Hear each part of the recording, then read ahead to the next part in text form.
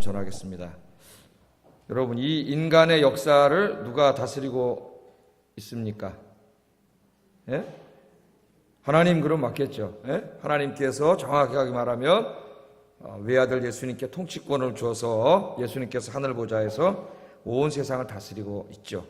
우리 눈에는 보이지 않지만 때로는 인간의 역사가 무질서하게 그냥 막 진행되는 것 같고, 우연한 사건들이 연속인 것 같고, 악인들이 기승을 부리는 것 같고, 그런 것 같지만, 그러나 역사는 인간 마음대로 막 그냥 무작위로 우연한 사건들이 연속되는 것이 아니고, 이 역사를 딱 잡고 역사를 통치하고 계시는 분이 계세요. 그분이 누구시냐면은 여러분을 너무나 사랑하시는 예수님이십니다. 예수님. 할렐루야.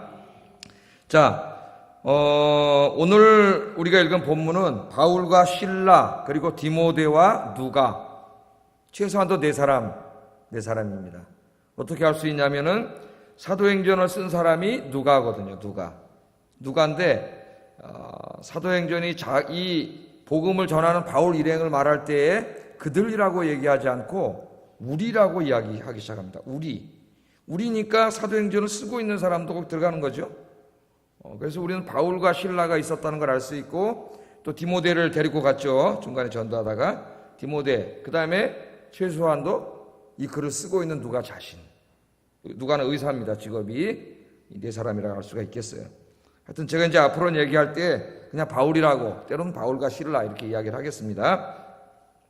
자, 빌립보 선교를 성공적으로 마치고 거기서 머물러서 그냥 목회를 한 게 아니라, 바울은 어떤 사람이에요? 한 곳에 교회가 세워지면 거기서 이제 하나님 말씀을 가르치고 사람들을 세워놓은 다음에 복음이 한 번도 전해지지 않은 다른 곳으로, 바울의 목표는 그거죠.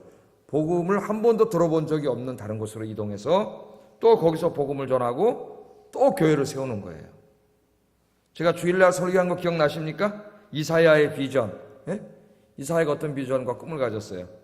하나님의 성전에, 예루살렘에 있는 하나님의 성전에 마지막 때에 전 세계에 있는 이방인들도 다 이 예루살렘 성전으로 몰려와서 하나님을 찬송하고 예배하는 그런 환상을 봤죠, 이사야가.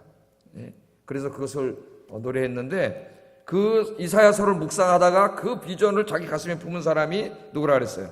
사도 바울 선생이라 그랬죠. 사도 바울 선생. 그러나 사도 바울 선생은 이 꿈을 어떻게 이뤘다 그랬어요? 전 세계 사람들을 전도해가지고 다 데리고 예루살렘에 있는 그 예루살렘 성전으로 데리고 옴으로써 이사야서의 비전을 이룬 것이 아니고, 그렇게 구심력적으로 이룬 게 아니라 바울은 이 말씀을 원심력적으로 이해를 했다 그랬죠. 그래서 그 예루살렘 성전을 자기가 가는 곳마다 다 진 거지. 그게 뭐라 그랬어요? 교회. 거기서 열심히 전도를 해가지고 주일마다, 이때 안식일마다 많은 사람들이 교회로 몰려와서 하나님을 예배하고 찬양하도록 그렇게 만들려는 꿈을 가졌기 때문에 바울은 한 곳에 머무를 수가 없습니다. 목표가 분명한 사람이에요. 여러분, 목표가 분명한 사람은 이게 인생이 말이죠, 뭐 우울하고 외롭고 이럴 시간이 없어요. 하나 목표를 이루면 또 자기 목표를 향해서 주님 오실 때까지 달려가는 사람입니다. 그래서 제가 지지난주에 저기 남아프리카 공화국에서 선교하시는 신성자 선교사님 우리 교회 오셨었잖아요. 신학교에서 구약하고 헬라어 이런 거 오래 가르치시다가 이제 은퇴하시고 65세면 은퇴하잖아요. 63세인가요? 5세인가요? 교수님들이 65세 은퇴하시고 편안히 쉬셔야 되는데 남아프리카 공화국에 거기 흑인 목사님들, 남아프리카 공화국이 이제 대도시는 유럽의 식민 통치를 받아서 유럽화되어 있습니다. 그러나 전자 흑인들이 사는 곳에 너무 막 낙후되고, 그렇죠. 목사님들이 있는데 신학 훈련을 안 받아서 거의 기독교가 미신화되고 막 이런 곳에 이제 신학교를 세워가지고 그 목사님 신학 훈련시키고 졸업시키고 이제 이런 지금 일을 하는데, 지금 70한 중반이 넘으셨어요. 한 6, 7세? 6, 7세 됐습니다. 지난주인가 지난주에 선교 편지를 받았는데, 이 선교 편지를 읽다가 제가 너무나 은혜를 받았어요. 이 80이 다 돼가는 노인 교수님 여자분인데 결혼도 안 하시고 혼자 외롭고 힘들지 않을까 이런 생각을 했는데, 막 이 글 속에 막 이 생동감이 막 넘쳐요. 생동감이 막 넘쳐요. 지난번에 한번 뵀을 때 아이고 외롭지 않으세요 그랬더니, 아이고 차 목사님 외로울 시간이 어디 있습니까? 바빠 죽겠는데 바빠 죽겠는데 외로울 시간이 어디 있습니까? 야, 정말 인생을 가장 행복하게 사는 분이 아니라 생각이 들어요. 65세까지는 대학에서 목사 후보생들 가르치고 그 다음에 은퇴한 다음에 저 남아프리카공화국에 가서 교장 선생님이에요. 신학교 교장 선생님 그분이 그 교수들하고 같이 뽑아가지고 사역을 하는데 학생들이 막 늘어나다 보니까 교사가 모자라고 막 그러는데요. 교사 또 하나 줘야 되는데 막 5천만 원 들고 막 잘 되는 거예요. 그래서 꼭 한번 나보고 오라고 차순 와가지고 사모님하고 뭐라는 거예요. 졸업식 때 한번 와서 그것도 보고 얼마나 사역이 얼마나 맺히는지 한번 보면 참 좋은데 그래서 오라는데 가만히 비행기 타고 진짜 한 30시간 이상 가야 될 것 같은데 한번 갈까? 아유, 내 비행기 타고 오래 가는 거 제일 힘들어가지고 안 가고 있는데 그래서 제가 이러고 가을이라서 좀 인생은 외롭구나 그러고 있다 정신이 번쩍 정신이 번쩍 났어요. 꼭 사도 바울 같은 분이 바울이 지금 인생의 목표가 있기 때문에 뭐 외롭고 무슨 뭐 인생이 뭐 이럴 시간이 없어요. 그냥 목표가 분명하고 사명감에 불타고 여러분의 인생이 그렇게 되기를 주의 이름으로 축복합니다. 주님을 향하여 분명한 목표를 세워놓고 여러분도 그렇게 한번 달려가 보세요. 그럼 뭐 인생이 외롭고 우울하고 이럴 시간이 없어. 죽을 때까지 그 믿음의 싸움을 싸우고 바울처럼 달려가야죠. 그럼 인생이 확 살아나지. 여러분. 안 그러면 뭐 70대고 그러면 이제 얼마 있으면 죽겠구나 그러면서 인생이 얼마 안 남았구나. 여러분. 죽으면 되는 거지 뭐. 하나님은 오라 그러면 가면 되는 거 아니에요? 천국에? 가기 전까지 분명한 인생의 목표를 세워놓고 주님을 향하여 달려가는 여러분 되기를 주의 이름으로 축복합니다. 자, 그래서 이제 빌립보 사역을 다 마쳤어요. 빌립보 사역을 마쳤는데 빌립보에 사역할 때도 편안하지 않아. 귀신 쫓아낸 것 때문에 잡혀 들어가가지고 어떻게 했어요? 매를 맞았죠. 매를. 지난주에 공부했잖아. 이 작대기 둥그렇게 되는 걸 맞았는데 그 안에 뭐가 있다 그랬어요. 도끼 자루가 들어있어갖고 쇠덩어리 빡 맞으면 보이지 않는데 뿍 소리가 나죠. 저도 쇠덩어리로 맞아봤어요. 군대에서. 이 포를 닦는 게 있어요. 포를 닦는 쇠덩어리 된 이 쇠파이프가 이렇게 쭉 긴 게 있는데 이거를 분리시키면 한 요만해요. 휘두르기 딱 좋아요. 이걸로 빠따로 맞았어요. 도끼 자루는 나무잖아요. 나무. 도끼 자루로 빠따를 맞으면 그게 따끔따끔하고 막 그것도 엄청 아픈데 이 쇠파이프로 맞으면 팍 맞으면 그냥 팍 울립니다. 시퍼렇게 멍이 들죠. 거기에. 그 매를 감옥에 들어가서 매를 엄청나게 맞았는데 그리고 발에 착고가 채워가지고 거기 그냥 다 죽게 생겼는데 거기서 바울과 실라가 어떻게 합니까? 쫙 부르잖아요. 그래서 우리 지난주에 뭐 불렀어요? 바울과 실라가 이거 불렀잖아요. 빌립보 감옥의 문을 뭐로 열었어요? 찬송으로 열었다고. 찬송 많이 부르셨습니까? 컴퓨터 찬송 틀어놓고 유튜브 가면은 찬송의 1장부터 끝장까지 다 나와. 좋은 가스펠도 다 묶어놨어요. 여러분 틀어놓고 또 핸드폰에도 다 있잖아요. 핸드폰에 다 틀어놓고 우리 사람 핸드폰으로 듣고 있다. 핸드폰 잘 나와요. 찬송 많이 듣고 찬송 많이 부르시기를 주의 이름으로 축복합니다. 자, 그래서 이제 빌립보 사역 감옥에도 들어갔다가 아무 죄가 없어서 이제 그 다음날 석방시켜줄 때 바울이 야 이놈들아 여기 제일 높은 사람 오라 그래. 갑자기 제일 높은 사람 오라 그래. 왜 그랬냐니 내가 로마 시민인데 로마 시민권을 보여주면서 로마 시민이 나를 감히 죄도 묻지 않고 때리고 감옥에 가두느냐. 그랬더니 깜짝 놀라가지고 책임자가 와가지고 미안하다 그러고 로마 시민을 그렇게 하면 큰일 난다 그랬죠. 끌려가서 죽을 수도 있어요. 그만큼 로마 시민권을 가졌다는 건 대단한 거예요. 근데 바울이 잡혀 들어가서 매 맞기 전에 보여줬으면 매 안 맞았을 텐데 왜 다 매 맞고 감옥에 가서 갇히고 그 다음에 보여줬다 그랬어요. 감옥에 들어가야 거기에 정말 복음을 들어보지도 못할 흉악범들도 있을 것이고 죄수들도 있을 것이고 간수들도 있을 것이고 그러니까 거기 감옥이 아니면 만나지 못할 사람들 복음을 들어보지도 못한 사람들 거기 들어가서 복음 전하려고 전한 다음에 빨리 딴 데로 가라 그러니까 이제 좀 더 일을 해야 되거든요. 빌립보서에서. 그러니까 탁 보여준 거죠. 꼼짝 못하게. 제발 떠나주세요 그랬더니 떠나지 않고 어디 갔어요? 빌립보에 가가지고 마지막 사역을 하고 이제 그 다음 사역지로 또 떠나는 겁니다. 그게 이 바울이라는 사람이에요. 목표가 분명해. 자기 죽을 때까지 복음을 들어보지 못한 땅 끝까지 가서 복음 전하고 교회 세우고 복음 전하고 교회 세우고 복음 전하고 교회 세우고 언제까지? 죽을 때까지. 그게 자기 인생의 목표이기 때문에 뭐 쉬고 이럴 시간이 없어요. 물론 필요할 때는 돌아와서 안식년을 했습니다. 그런 일반적인 의미에서 이제 재충전을 했지만은 계속 그런 사역을 했어요. 자, 오늘 말씀 보겠습니다. 오늘 빌립보를 떠나서 어디로 갔는지 1절 한번 읽어보겠습니다. 시작.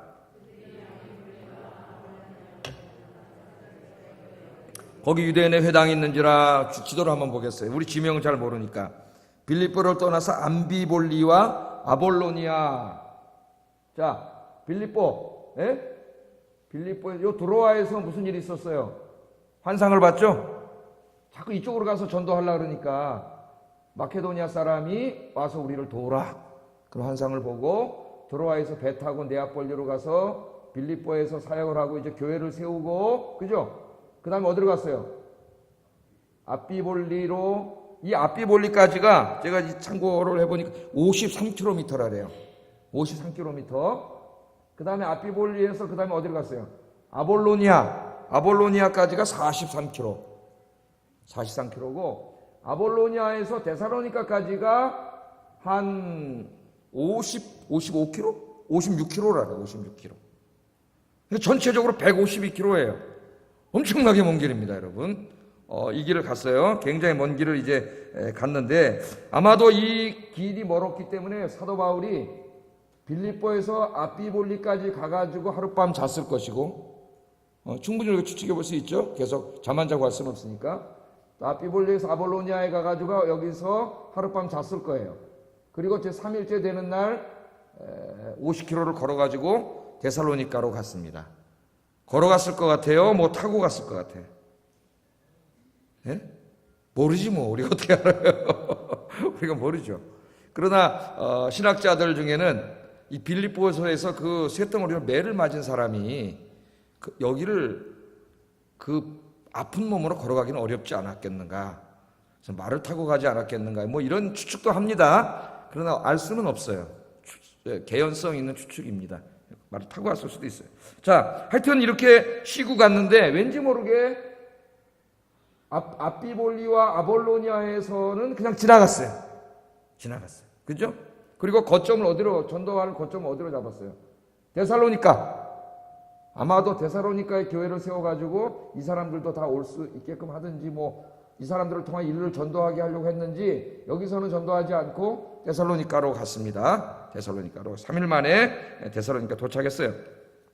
자, 로마는 식민지를 개척하면은 반드시 식민지까지 가장 빠른 시간에 달려갈 수 있는 도로를 건설했습니다. 이게 로마의 그 이 전략이에요, 전략. 예? 자, 이 도로를 로마 가도라 그래요. 로마 가도. 여러분이 로마 역사는 지루해서 재미없지만 시오노 나나미의 로마인 이야기는 재밌게 읽을 수가 있어요. 16권인가로 되어 있는데 제가 이걸 다 읽었습니다. 그 로마 가도라 그래요. 로마 가도인데 이처럼 로마 제국은 다시도 한번 보세요. 지금 이 바울이 움직인 이 길들이 이렇게도 내려오고 또 이렇게 해서 이 베레아에서 데살로니카에서 이 끝으로 가는 길이 있어요. 이렇게 로마 가도가. 여기 한 군데 여기서 배를 타면 이 끝으로 어디로 가요? 아드리아해를 건너가. 여기는 에게해고 아드리아해를 건너서 로마로 바로 가. 바로 직선으로. 그러니까 로마가 다 이 도로를 뚫어가지고 로마 제국 전체가 이 도로가 그물망으로 되어 있습니다. 그물망. 그래서 큰 도로들은 국가에서 뚫었지만은 그 간선 도로들은 그 지역의 귀족들이 돈을 내서 뚫게 했어요. 귀족들이 돈을 걷었어요. 기부금을. 국가가 다 재정을 할 수가 없으니까. 그 대신 그 도로를 그 사람 이름을 붙여줬어요. 이런 식으로. 그러니까 로마가 지혜를 써가지고 돈을 걷어가지고 그 간선은 만들게 했지만 이 가도 큰 도로입니다. 대로들을 쭉쭉 만들었습니다. 그러니까 이 로마는 자기들이 점령한 곳에 최단 시간에 도달할 수 있는 도로를 만들었어. 그러나 도로는 로마에게도 유리하지만은 누구도 사용할 수가 있어요. 적도 사용할 수가 있어요. 적군도 금방 쳐들어올 수가 있어요. 그런 소극적인 마음을 가지면 도로를 뚫지 못합니다. 그동안 로마는 적극적인 작전을 펼쳤어요. 그래서 거기서 무슨 일이 생기면 로마 중앙에서 군대가 신속히 가서 문제를 해결하도록. 그러니까 굉장히 도전적인 사람들이죠. 같은 시대에 중국의 뭔 나라입니까? 한 나라입니까? 만리장성 쓰는 나라 한 나라인가요? 까먹었네. 이 나라는 흉노족들이 자꾸 침입을 하니까 담을 쌌어요. 중심에서 빨리 군대를 몰아가지고 도로를 뚫어가지고 가서 쳐부실 도로를 만든 게 아니라 이걸 수동적으로 생각하는 거지. 수동적으로 막자. 그래서 담을 싸가지고 얼마를 쌌어요? 만리를 쌌어요. 만리장성에게 만리장성. 그러나 담은 아무리 싸도 막을 수가 없습니다. 다 무너져갖고 나중에 뿌려져갖고 무너져 버렸어요. 그 로마인들의 그런 적극적인 사고와 중국인들의 그런 소극적인 사고가 이 역사를 크게 갈라는 거예요. 그래서 우리 그리스도인들은 좀 진취적인 사고를 가졌으면 좋겠습니다. 수구적이고 소극적이고 이러지 말고 좀 적들도 도로로 쳐들어올 수 있잖아요. 그러나 우리가 도로를 사용해서 점점 더 멀리 뻗어갈 수 있잖아. 중심으로. 그런 좀 적극적인 사고를 갖는 여러분 되기를 주의 이름으로 축복합니다. 제가 뭐 정치나 역사 이야기하려고 하는 건 아니고 이렇게 해서 로마가 굉장히 로마 제국 전역에 로마 가도로 다 뚫어놨다고. 어디를 가도. 지금 제가 우리나라를 보면서 깜짝 놀라는 게 전 세계 우리나라만큼 도로망이 잘 된 데가 있을까?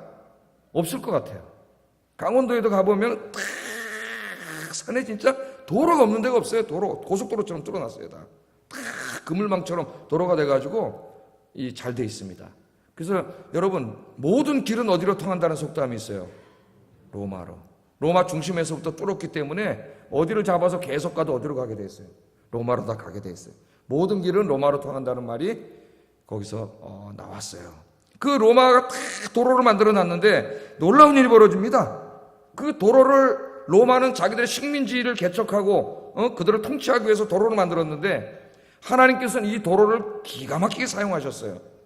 어떻게 사용하셨어요? 복음 전하는 길로 사용하셨어요. 복음 전하는 길. 사도 바울을 택해가지고 사도 바울이 얼마나 좋아. 산길로 다니고 길도 없고 산 넘고 물 건너서 가면 언제 다 가고 그 언제 갑니까? 가다 강도 만날 수도 있고. 그런데 도로가 빵빵 뚫려서 로마 군인들이 다 지켜서 도로가 안전해요. 그 길로 바울이 쫙 돌아다니면서 뭘 전했어요? 복음을 전했죠. 하나님이 다 준비해 놓으신 거예요. 할렐루야. 우리는 인간의 역사가 그냥 막 진행되고 우연한 사건이 일어나고 그러는 것 같지만 하나님께서 다 놀라운 계획 속에 인간의 역사를 운행하고 계세요. 우리가 역사를 길게 몇백 년을 되돌아보면 거기 하나님이 놀라운 역사를 봅니다. 짧게 근시안적으로 보면 아무것도 몰라. 길게 역사를 보면 하나님 역사할 수 있어요. 또 하나 한번 더 생각해 보면은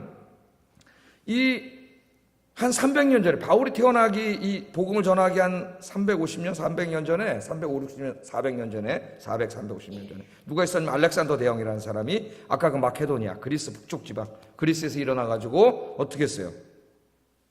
동쪽으로 가서 인도까지 점령했습니다. 인도까지 점령하면서 이 그리스 이 전역 터키 뭐 저쪽 전역에 다 헬레니즘 문화가 됐어요. 헬라 문화가. 그래서 헬라어가 공통어가 됐어요. 헬라어가. 저 로마까지 가도 헬라어가 통해. 헬라어가 공통어가 됐어요. 로마는 군사력으로 그리스를 정복했지만 그리스의 문화에 의해서 정복됐습니다. 금방 그리스 문화가 엄청난 거예요. 언어와. 언어가 공통어예요. 로마 제국의 공통어가 됐어요. 그리스어만 하면 다 통해. 근데 사도 바울은 누구예요? 히브리인이라서 아람어, 자기 모국은 아람어도 잘하지만은 태어난 곳이 다소에서 태어났어요. 그렇기 때문에 이 헬라어를 유창하게 하는 사람이에요. 그 바울이 복음을 전하러 다니는데 언어가 달랐으면은 여러분 어떻게 복음을 다 전했겠어요? 가서 또 언어 배워. 요새 선교사들 어디 가려면 몇 년이요? 언어 배워야 돼. 5년을 언어 배워도 설교 떠듬떠듬밖에 못해요. 언제 다 이 복음을 전했겠어요? 그런데 하나님이 이미 알렉산더를 통해서 전부 다 뭐로? 언어를 헬라어로 딱 공통어를 만들어 놓고 왜 만들어 놨을까요? 하나님이 그때 몰랐겠지. 알렉산더가 왜 다 점령을 하고 여기가 다 왜 헬레니즘 문화가 되고 다 헬라어가 공통어가 되고 지중해 연안이 다 왜 이렇게 되는지 몰랐겠죠. 하나님이 다 그렇게 하신 거지. 헬라어가 다 공통어가 되니까 바울은 헬라어를 유창하게 하니까 바울이 언어 공부할 필요가 없어. 그 로마 가도 빵빵 뚫린 로마 가도를 막 달리면서 바울이 가는 곳마다 헬라어로 그냥 설교 헬라 다 알아들어요. 할렐루야. 그래서 베드로는 좀 사역하는데 선교하는데 조금 문제가 좀 약점이 있어요. 왜? 헬라어를 몰라요. 그래서 베드로가 나중에 로마에 가서 사역을 하다가 순교를 했는데 그래서 베드로에게는 통역관이 필요했습니다. 그 통역관이 누구냐면은 마가예요. 마가. 우리 저 마가 배웠죠? 예? 이 마가 요한. 바울과 바나바를 싸우게 만들었던 그 사나이. 예? 그 사람이 마가복음 저자잖아요. 마가복음 저자.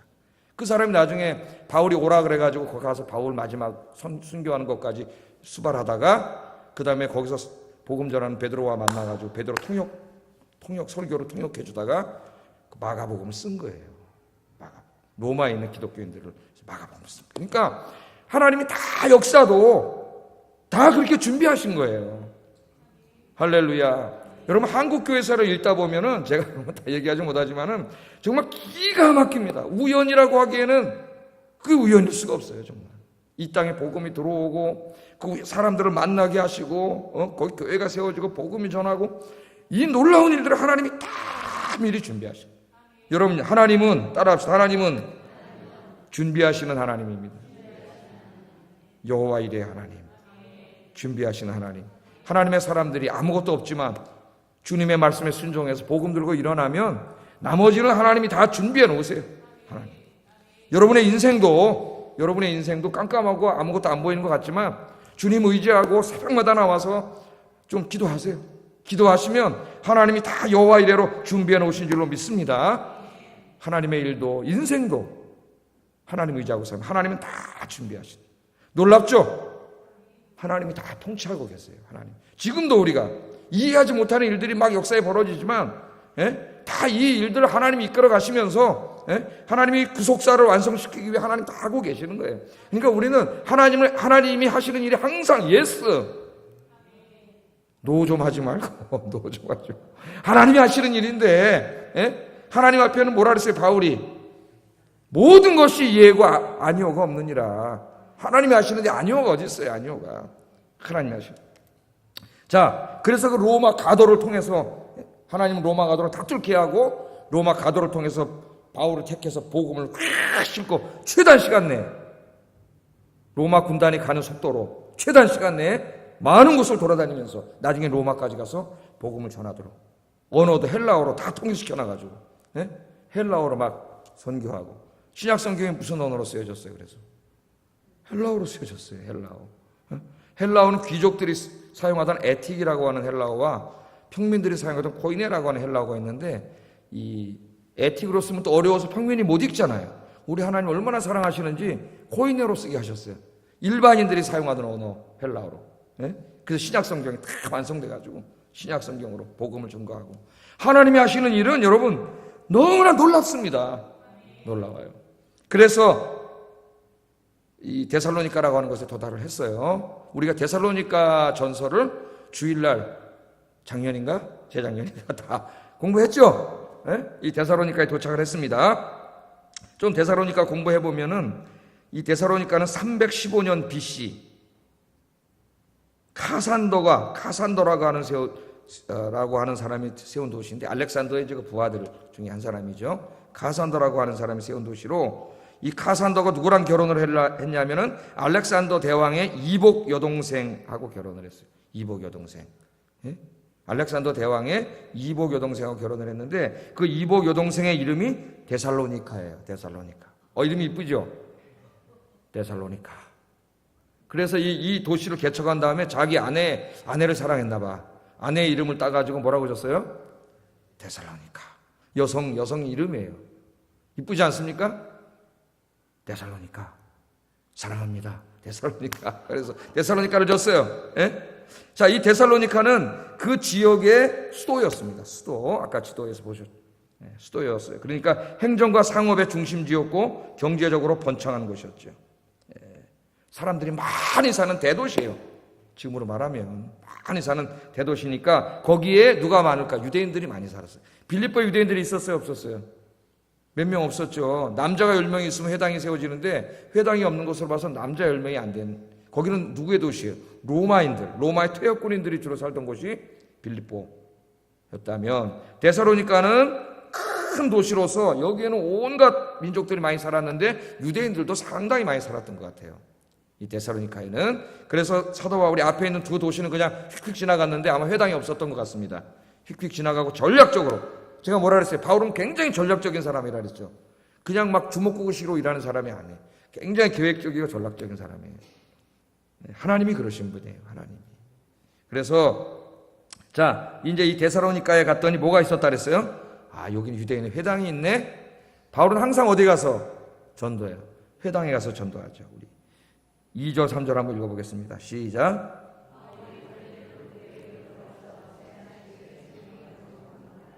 뜻을 풀어 그리스도가 해를 받고 죽은 자 가운데서 살아나야 할 것을 증언하고 이르되 내가 너에게 전하는 예수가 곧 그리스도라 하니.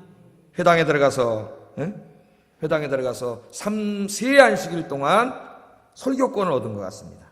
설교권을 얻었어요. 바울을 보니까 비범한 사람이고 회당장 야손이라는 사람이 예수 믿게 됐는데 이 사람 얘기를 해보니까 벌써 알잖아요. 그 사람 구약 지식과 성서 지식과 세상의 학문과 딱 이야기해봤더니 범인이 아니라는 걸 알 수가 있지 않습니까?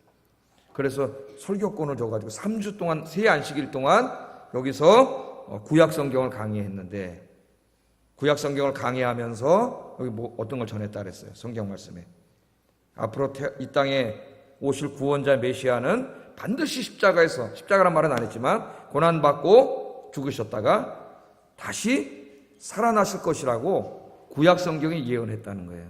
그 예언된 말씀들을 다 하나하나 찾아내가지고 강해를 한 거예요. 그러면서 그 메시아가 이미 왔다. 너희들이 모르지만 사람들이 그 메시아가 왔다고요? 왜? 이 유대인들은 회당에서 다 메시아 기다리던 사람들이죠.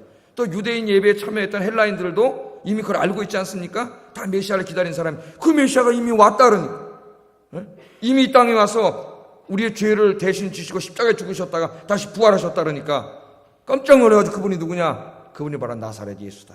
나사렛 예수다. 그래서 사도 바울이 복음을 전했어요. 그 놀라운 복음을 전했습니다. 자, 빌립보에서는 어떻게 전도했어요? 회당이 없으니까 안식일이 됐는데 예배 드릴 곳도 없어. 그래서 이렇게 찾아가지고 강이나 조용한 강가에 가서 좀 어떻게 기도나 하자 그러고 강가에 갔는데 거기 일단의 여성들이 모여서 회당이 없으니까 예배 드리는 걸 보고 거기 가서 앉아있다가 여성들에게 설교를 해가지고 루디아를 회심시켰지 않습니까? 하나님 준비하신 루디아 회심시켰. 그 다음에는 어떻게 했겠어요? 루디아 집이 이제 교회가 돼가지고 루디아가 집을 바쳤잖아요. 거기서 기거하면서 빌립보 돌아다니면서 막 전도하다가 귀신 들린 여종도 쫓아내고 막 그러니까 무슨 전도야 다 이게 지금으로 말하면 노방 축호 전도죠니까 이게 노방 축호 전도는 맨 땅에 헤딩하는 전도죠 그냥 길거리로 나가가지고 처음 보는 사람들한테 막 복음을 증거하는 그런 식으로 빌립보 교회에 전도를 했는데도 빌립보에 훌륭한 교회가 세워졌고 이 빌립보 교회가 바울이 로마에서 감옥에 갇혀있을 때에도 계속해서 뭘 보내줘요? 선교비와 쓸 것을 보내주는 훌륭한 교회가 됩니다. 참 놀라워요. 대부분이 로마의 퇴역 군인들이 많은 이것인데 유대인들보다 훨씬 신실해. 이방인들이 훨씬 신실해요. 그런 교회가 됐죠. 자, 그러니까 데살로니가에 갈수록 회당에 들어가니까 회당에서는 구약 성경을 다 알고 있는 사람들이에요. 그죠?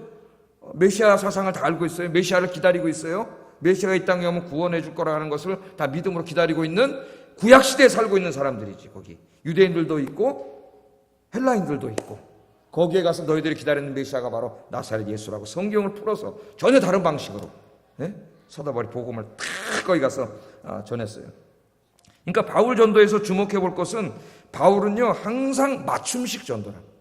사람들이 누구냐에 따라서 그 사람들에게 딱 맞췄어. 헬라인에게는 헬라인, 유대인에게는 유대인처럼, 종에게는 종의 언어로, 자유자에게는 자유자에게 맞춰서. 핵심은 뭐예요? 핵심은 예수 그리스도예요.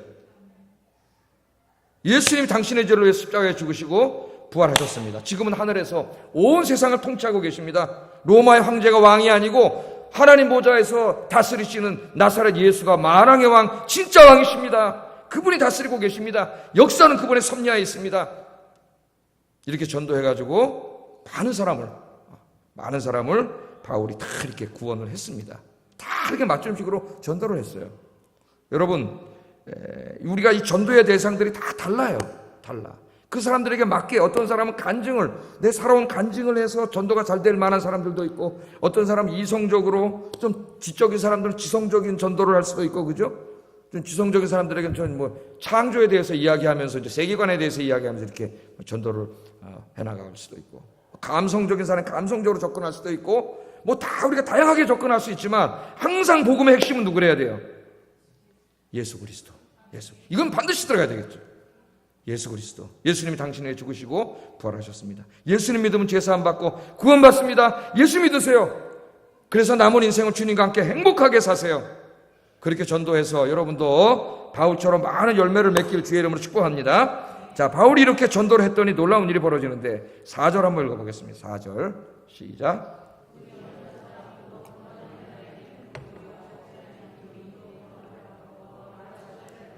아멘. 자, 바울이 이렇게 회당에 가서 구약을 강해하면서 지적으로 전도를 했더니 어떤 일이 벌어졌어요?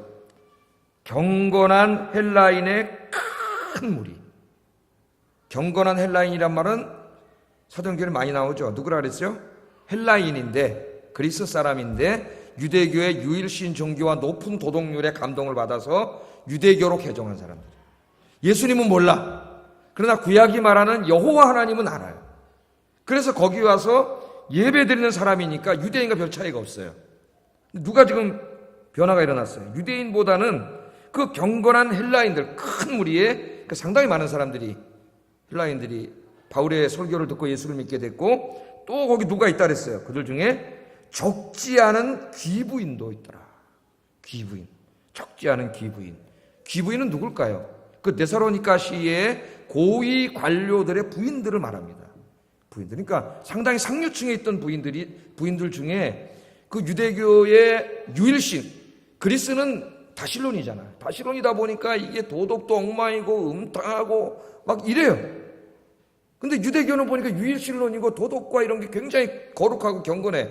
그러니까 거기에 감동을 받고 유대교 회당에 왔던 그런 여인들인데, 그러니까 이 사회 상류층 부인들이에요. 상류층 부인들인데 이 부인들 중에 적지 않은 무리라 그랬으니까 상당히 많은 이 부인들이 놀랍게도 바울의 설교를 듣고 예수 믿고 돌아오는 역사가 일어났습니다. 할렐루야. 놀라운 일이에요. 도저히 변할 것 같지 않은 그들이, 바울이 뭐 다른 얘기했습니까? 오늘 1절부터 9절까지 읽어보면 바로 그 얘기했잖아요. 예수님이 십자가에서 죽으시고 당신의 죄로 죽으시고 3일 만에 부활하셨습니다. 그분이 지금 온 세상의 왕으로 통치하고 계십니다. 예수님 믿으면 구원받습니다. 영생을 받습니다. 하나님 나라에 들어갈 수 있습니다. 이 설교 복음 그대로 전한 거예요. 복음 전한 거예요. 여러분이 기다리는 그 메시아 구원자가 바로 예수님입니다. 예수 믿으세요. 전했더니 놀라운 일이 벌어졌어요. 그래서 이 회당에 그 귀부인들까지 돌아오는 역사가 일어났고요. 뿐만 아니라 회당 안에 있는 사람들만 돌아온 게 아닙니다. 바울이 또 회당 나가서도 전도를 했어요. 전도를 해가지고 회당 바깥에 있는 사람들 나가서는 노방 전도를 했어요. 그래서 그 사람들이 또 주님 앞으로 돌아왔어요. 그걸 어떻게 합니까? 데살로니가 전서에 나와요. 데살로니가 전서 1장 9절 읽어보겠습니다. 시작.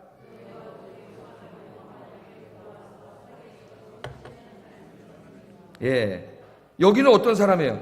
우상을 버리고 하나님께 돌아온 사람들을 말하죠. 여기는 귀부인들하고 경건한 헬라인들은 우상을 버리고 돌아온 사람들은 아니에요. 이미 유대교에 들어와서 야훼 하나님을 믿던 사람들이에요. 그러니까 그 사람들도 많이 회개했지만은 바울이 노방 전도를 해서 우상에게 나가서 우상 섬기던 많은 헬라인들도 어떻게 우상을 버리고 어떻게 했다는 거예요? 하나님께로 돌아왔다는 겁니다. 제가 이 우상을 버렸다는 의미가 뭔지는 데살로니가전서 강의할 때 상세하게 이야기했어요. 기억이 나십니까? 그리스의 모든 그 사회 구조가 다 우상하고 연결되어 있고 그들의 경제 생활이라든가 공공 생활이라든가 개인 생활, 학교 생활이 전부 그들의 신들과 연결되어 있다 그랬죠. 그래서 그 우상을 버렸다는 것은 삶의 모든 것을 버린 것이나 마찬가지라 그랬어요. 그러니까 무슨 예수 믿으면 돈 많이 벌고 건강해지고 성공하고 출세하고 예수 믿으면 이 땅에서 잘 되네. 그래서 예수 믿은 게 아니라니까요. 예수 믿으면 고난이 와요. 다 모든 것으로부터 끊어지기 때문에 사회에. 그런데 예수 믿었어요. 그 우상을 버리고 바울과 실라가 예배드린 곳 찾아왔다는 거예요. 왜 그랬을까 이 사람들이? 예수님의 진리임을 알았기 때문입니다. 이걸 우리가 알아야 돼요. 우리 대한민국 교회에 기독교가 너무 다 기복신앙이 돼버렸어요. 미신이 돼버렸어요. 이 사람들은 무슨 예수 믿으면 돈 버는 게 아니에요. 우상을 버리고 신전에 나가지 않으면 직장에서 쫓겨나고 학교 애들이 못 다니고 이런 일이 막 벌어지고 공공 모임에 못 나가고 시민 모임에 못 나가고 다 사회에 쫓겨날 수도 있어요. 예수를 믿으면 바로 그런 일이 일어납니다. 삶 속에서. 그런데 예수 믿고 왔잖아요. 왜? 예수님이 참된 구원자요 하나님의 아들임을 믿었기 때문이에요. 우리가 예수님을 믿고 이 수요일 날도 집에 가서 쉬고 싶은데 와서 예배드리는 것은 무슨 우리가 이거 믿어 돈 많이 벌고 뭐 세상 성공하고 출세하고 그러기 위해서가 아니에요.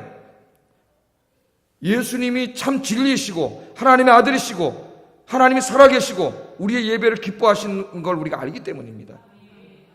할렐루야. 진리가 아니라면 우리가 이 시간에 여기 왜 와 있어요? 예? 진리가 아니라면 내가 곧 길이요 진리요 생명이라 나로 말미암지 않고는 아버지께로 갈 자가 하나도 없느니라. 아멘. 바울이 복음을 뿌렸더니 그냥 이 얘기를 했더니 복음은 하나님의 능력이라 그랬죠. 제가 하나님의 능력이에요. 복음은 그 자체가 능력이에요. 그냥 그래서 우리는 아무것도 아니지만 우리의 입을 통해 선포될 때 거기서 역사가 일어나는 거지 내가 하는 게 아닙니다. 나는 그냥 십자가에 죽으시고 부활하신 그 주님에 대해서 이야기하는 거예요. 그냥 얘기하세요. 가세요. 문제는 우리가 얘기하지 못한다는 게 문제예요. 가서 이야기하면 그 다음 누가 하세요? 하나님이 하세요. 바울이 잘나서 한 게 아니에요. 하나님이 하신 거예요. 그 시대에는 하나님 바울을 썼고 지금은 여러분을 쓰시기를 원하십니다. 바울, 실라, 디모데, 누가 네 사람이 역사를 일으키는 여기 지금 몇 분이면 한 60분이 지금 이분이 60명이 여러분이 지금 은혜를 받고 나가면은 무슨 일이 벌어질지 아무도 몰라요. 지금. 이 마포구가 들썩들썩할 거예요. 마포구가 저 뭐 사랑에게 이런 게 다 몇 명 모였었지 9명이 모여가지고 기도하고 성경 공부하고 이러다가 그렇게 된 거 아닙니까 여러분? 여기 한 60명 70명이 모인 이 수요 예배 오시는 이 믿음 좋은 여러분들이 확 은혜 받으면 이거 뭐 그냥 무슨 일이 벌어질지 몰라요. 우리가 그런 역사를 일으킵시다. 할렐루야. 네, 여기 앞으로 이제 막 아파트 짓고 저기도 다 저가더라고요. 여기 다 1, 2년 있으면 저쪽 길 건너 저쪽은 보니까 중간에 교회가 없더라고요. 오는 길에 이렇게 뭐 몇 개 조그만 교회들 있고 저쪽도 깡패들 말로 우리 나와버리고 우리가 전도해야 될 거죠. 여기 이 앞으로 여기 다 아파트로 뻥 뚫리는 이 시대가 왔을 때 하나님이 살아있는 이 복음의 일꾼들을 통해 무슨 일을 하실지 몰라요. 여러분 기도하세요. 나를 사용해 주십시오. 나를. 중요한 거는 뭐예요? 뿌려야 된다. 복음의 씨앗을 뿌려야 무슨 열매가 맺지 뿌리지 않는데 뭐가 있겠어요? 하나님 말씀하셨잖아요. 하나님 뭐예요? 심는 대로 거두는 거예요. 심지 않았는데 뭐가 거둘 게 있겠어요? 여러분 복음의 씨를 뿌리지 않고 교회가 부흥되기를 바래 빈자리가 채워지게 해주시옵소서. 근데 전도도 안 해. 아니 그럼 무슨 어떻게 빈자리가 채워진다는 거예요 도대체? 저 뭐 분당이나 일산처럼 이사를 막 아파트가 저 수도 없이 서울에 교회 다니는 사람들이 이사 와가지고 그냥 교회 찾다가 몰려오는 이 지역은 그런 지역이 아닌데 그리고 그건 무슨 의미가 있겠어요? 하나님 입장에서 보면 본전칭인데 죽어가는 영혼들을 구원해야지. 전도해야 되지 않겠어요? 뿌려야 열매가 있어요. 여러분 기도도 마찬가지. 기도의 씨를 뿌리고 기도를 해야 무슨 응답의 열매가 있지. 기도도 안 하는데 무슨 열매가 있어요? 새벽에 나와서 주님 앞에 무릎 꿇고 기도해야 뭐가 이루어지고 하나님 역사가 있지. 기도도 안 하는데 뭘 이루어져요? 맨날 하나님 뭐 주세요. 뭐 이루어졌으면 좋겠다. 뭐가 이루어져요? 하나님 편에 기도 눈물을 뿌려야지 이루어지지. 기도하지 않고 전도하지 않고 뭘 바라는 것은 하나님을 만홀히 여기는 거라 그랬어요. 갈라디아서 6장 7절을 읽어보겠습니다. 시작. 사람이 무엇으로 심든지 그대로 거두리라. 아멘. 스스로 속이지 말라 그랬습니다. 하나님을 업신여김을 받지 않는 분이에요. 전도하지 않았는데 어떻게 빈자리가 채워져요? 내가 전도하지 않는데 어떻게 교회가 부흥이 됩니까? 여러분 그렇게 바란다는 것은 그런 말을 한다는 것은 그 자체가 하나님을 만홀히 업신여기는 행동이라는 거예요. 내가 전도를 해야지. 여기 있는 사람 한 명만 전도하면 여기 수요예배가 지금 몇 명 될까? 다음 주에 꽉 찰 텐데. 수요예배 한 명만 데리고 와도 다음 주에. 우리 구역 식구 중에 한 명만 예배 가져 데리고 와도. 열심히 기도하시고 열심히 씨를 뿌리시기를 주의 이름으로 축복합니다. 바울처럼 바울이 그냥 달라 그랬나요? 바울이 그냥 마음에 꿈만 가졌나요? 꿈만 갖고 아무것도 안 하는 사람을 우리가 몽상가라 그래. 몽상가. 맨날 앉아서 꿈만 꿔. 저 푸른 초원에 그림 같은 집을 지고 일은 안 해. 이거 몽상가예요. 몽상가. 애들이 막 나는 저 인류대학에 가서 좋은 직장 갖고 싶고 맨날 꿈은 꾸는데 공부는 안 해. 그게 이루어지나요? 몽상가예요. 꿈은 이루어져요. 어떤 사람이 그래죠. 꿈은 반드시 이루어집니다. 그러나 힘들게 이루어집니다. 꿈을 이룬 사람들이 하는 말이에요. 꿈은 반드시 이루어지지만 매우 힘들게 이루어집니다. 노력을 해야지. 뿌려야지. 기도를 해야지. 열심히 해야지. 남은 여러분의 인생을 주님 앞에서 열심히 사시고 무엇을 하든지 열심히 씨를 뿌리셔서 많은 결실을 맺는 여러분 되기를 주의 이름으로 축복합니다. 마지막으로 한 가지만 더 생각할 것은 우리가 사도행전에서 계속 공부해 온 것처럼 복음을 전할 때 항상 편한 일이 없다는 거예요. 마귀가 항상 방해. 이걸 잊지 마세요. 5절 한번 읽어보겠습니다. 시작. 때를 지어 성을 소동하게 하여 야손의 집에 침입하여 그들을 백성에게 끌어내려고 찾았으나 마귀가 가만히 있을 리가 없죠. 여러분 생각을 해보세요. 데살로니가에 있는 사람들 이제까지 사탄이 다 거기를 쫄개들 귀신들하고 다 그걸 영적으로 장악해가지고 데살로니가에 있는 사람들의 영혼을 다 장악하고 있었습니다. 자기 종으로. 근데 갑자기 어둠의 땅에 사도 바울이 복음을 들고 쳐들어온 거죠. 하나님의 군대가 쳐들어와서 복음을 전하니까 자기의 종들이던 이 데살로니가 사람들이 다 예수 믿고 구원받은 하나님의 백성들로 막 되니까 자기 나라가 무너지고 있잖아요. 예? 가만히 있을 리가 없지. 마귀가 싸움이 붙게 돼 있어요. 영적인 싸움이 붙게 돼 있어요. 그래서 이것을 못하게 하려고 복음 사역을 방해하는 거죠. 그게 뭐예요? 그때 주로 마귀가 사용하는 게 핍박과 환란, 핍박. 예? 핍박을 하는데 이 마귀가 얼마나 간교한지 보세요. 뭐를 이용했느냐? 유대인들의 시기심을 이용했다 그랬습니다. 시기심. 여러분 인간이 말이죠, 다른 사람을 쳐 죽이고 미워하고 그러는 데 있어서 가장 강력한 힘이, 역동적인 힘이 뭔지 아세요? 시기와 질투예요. 시기와 질투는 죽음으로 끝납니다. 죽음. 우린 걸 사울과 다윗에게서도 우리가 구약에서 알잖아요. 예? 그 모든 것을 다 가진 왕이 자기 사위인데 다윗은 그걸 시기심이 생겨가지고, 다윗은 만만이고 자기는 천천히라니까 사람들이 시기심이 생겨가지고 자기 하나님 주신 모든 것들을 평생 다윗을 미워하고 다윗 죽이는데 다 쓰다가 망하는 인생이 되거든요. 그게 시기심이에요.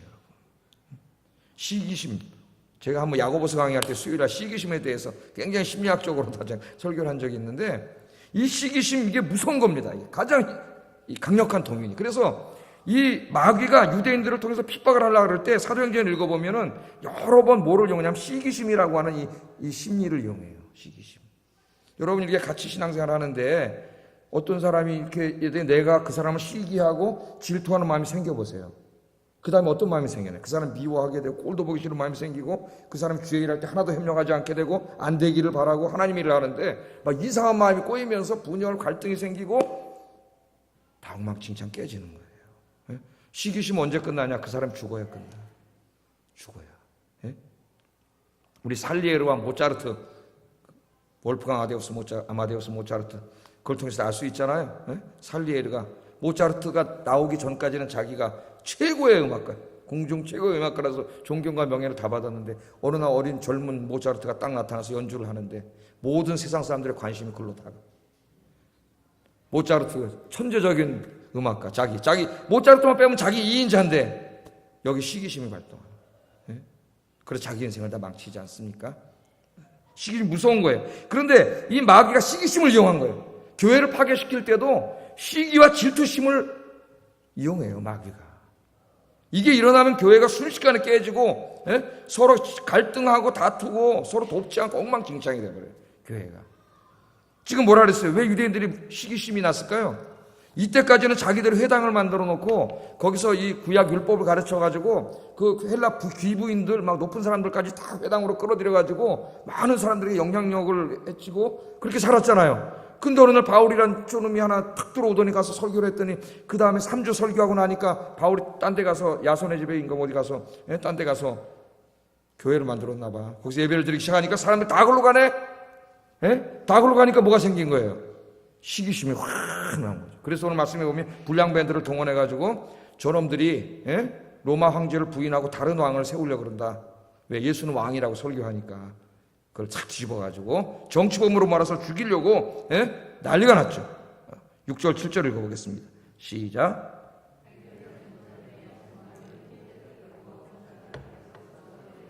천하를 어지럽게 하던 이 사람들이 여기도 이름에 야손이 그들을 맞아들였도다. 이 사람이 다 가이사의 명을 거역하여 말하되 다른 임금 곧 예수라는 이가 있다 합니다.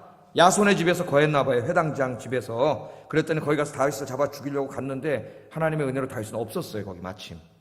그랬더니 야손, 다윗을 돌봐준 사람을 끌어다가 로마 관원들 앞에 끌고 가가지고 이놈이 천하를 어지럽히고 로마 황제가 아니라 다른 왕 예수가 있다고 증거하는 그놈을 숨겨주고 같이 놀아는 놈입니다. 예? 그래갖고 막 죽이려고 막 이렇게 막 난리가 나지 않았습니까? 복음을 전하면 마귀가 온갖 교묘한 방법으로 역사하는구나. 우리가 알고 있어야 돼요. 그러나 마귀가 역사한다고 우리가 저걸 전도하지 않고 두려워서 전도하지 않으면 마귀한테 지는 거죠. 우리 사도행전 4장에서 이미 공부했죠. 예루살렘 교회가 전도할 때 어떤 일이 벌어졌어요? 예? 사내들인 공회, 유대인의 최고 통치기구인 사내들인 공회에서 사도들 베드로, 요한 다 잡아다 놓고 뭐라 그랬어요? 한 번만 더 예수가 부활했다고 얘기하면 죽여버린다 그랬죠. 가만두지 않겠다고. 예? 한 번만 더 예수가 부활했다고 하면. 왜? 예수님 누가 죽였어요? 지들이 죽였잖아요. 지들이 십자가에다가. 그런데 그 예수님 부활했으면 지들은 메시아를 죽인 놈이잖아요. 하나님의 아들을 죽인 놈. 예? 그러니까 한 번만 더 예수가 부활했다면 죽여버린다고. 전도할 수가 없습니다. 왜? 전도하면 죽어요 이제는. 그 사도들이 돌아왔죠. 교회에 와서. 예? 성도들을 다 모아놓고 이거 우리가 어떻게 했으면 좋겠습니까? 그랬더니 그들이 무섭습니다.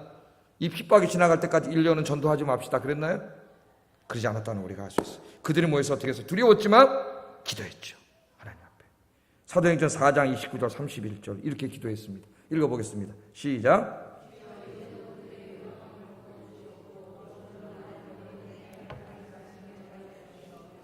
손을 내밀어 병을 낫게 하시옵고 표적과 기사가 거룩한 종 예수의 이름으로 이루어지게 하옵소서 하더라. 빌기를 다음에 모인 것이 진동하더니 무리가 다 성령이 충만하여 담대히 하나님의 말씀을 전하니라. 아멘. 야, 연약한 사람들이야. 하나님 이 핍박을 피하게 해주세요. 이런 기도를 하지 않았어. 뭐라고 기도했어요? 환난과 핍박이 있지만 우리를 지켜주셔서 우리에게 능력을 주시고 병도 낫게 하시고 귀신도 쫓겨나가게 하시고 우리를 도와주시옵소서. 기도했더니 성령이 임하셔가지고 성령이 충만해지니까 다 나가서 죽기를 각오하고 담대하게 복음을 전했더라. 죽었어요? 안 죽었어요? 아무도 안 죽었어요. 하나님께서 그냥 담대하게 복음을 전했더니 그 죽이겠다고 협박했던 제사장들 중에 상당수가 회개하고 돌아오는 역사가 일어났습니다. 할렐루야. 우리 다 공부했잖아요. 한 번만 더 예수가 부활했다고 얘기하면 죽여버리겠다고 협박했던 제사장 중에 상당히 많은 사람들이 이렇게 담대히 복음을 증거하는 거 보고 정말 예수가 예배시한가 보다. 그리고 돌아왔다니까요. 돌아왔어요. 마귀는 항상 반대합니다. 그러나 여러분이 기도하면 마귀는 아무것도 안 해요. 지지 마세요. 환경을 통해서 사람을 통해서 역사할 때 전도 안 하면 마귀한테 지는 거예요. 그게 벌써. 이기시고 담대하게 전도할 수 있기를 주의 이름으로 축복합니다. 얼마나 위대한 성도들이에요. 그래서 히브리서 저자는 히브리서 11장에서 믿음으로 산 사람들을 쫙 소개하다가 뭐라 그랬어요? 이런 사람들은 세상이 감당하지 못하였도다. 오늘 수요 예배 오신 여러분, 세상이 감당하지 못하는 믿음의 사람이 되시기를 주의 이름으로 축복합니다.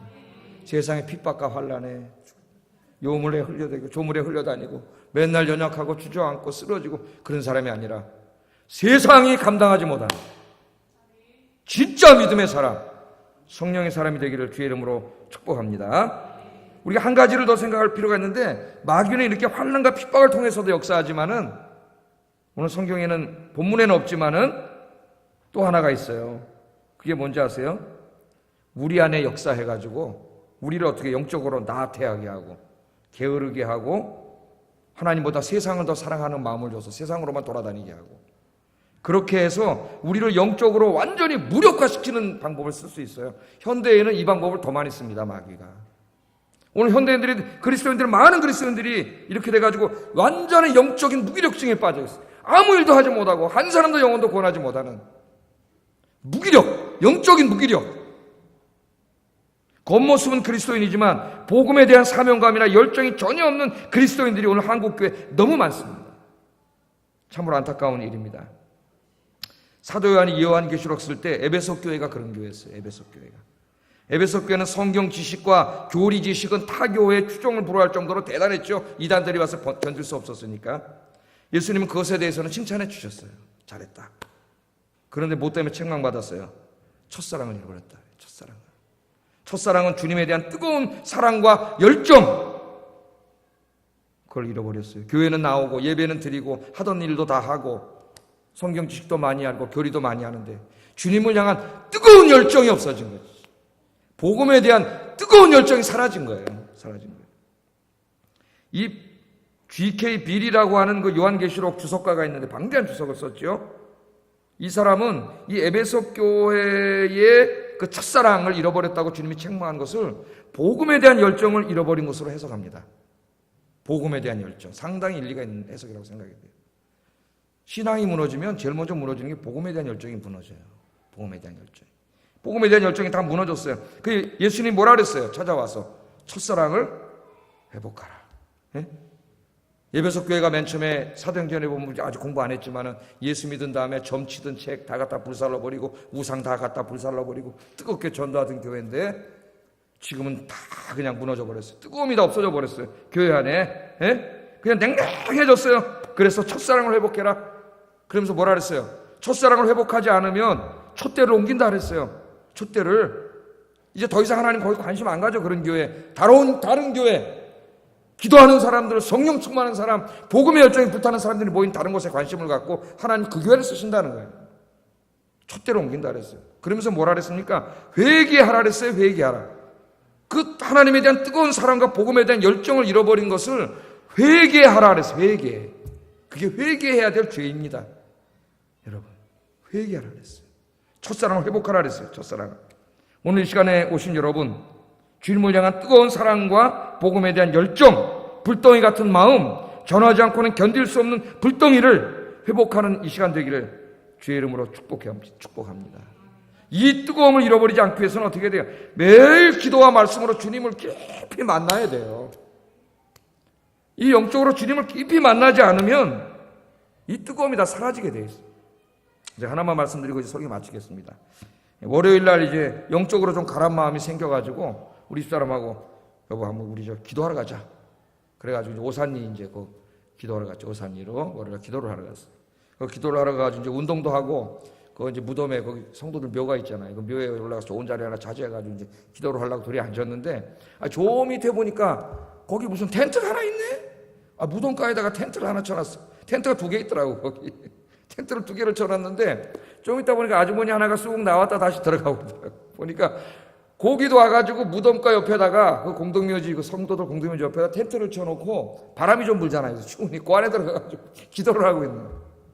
텐트를 쳐놓고 거기서 그냥 몇 시간 아마 제 추측으로는 조금 막 뜨거운 집회에 들어가는 건 좀 그렇고 그러니까 거기 조용히 하나님을 만나려고 거기 가서 텐트 하나 가져와가지고 거기서 기도하면서 있는 것 같아요.